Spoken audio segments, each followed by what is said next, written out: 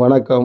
நான் அகில இந்திய ஃபார்வர்ட் பிளாக் கட்சியினுடைய தேசிய செயலாளர், தமிழ் மாநில பொருளாளர் சிறுவைகுண்டம் சுரேஷ் தேவர் பேசுகின்றேன்.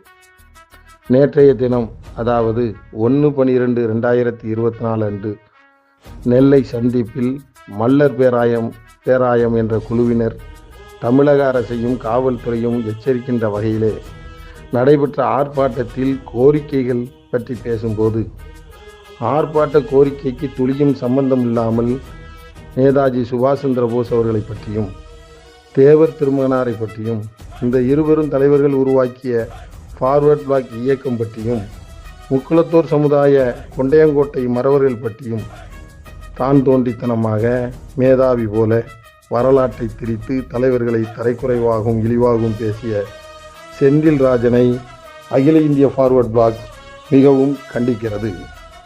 இந்திய தேசிய விடுதலைக்காக தனது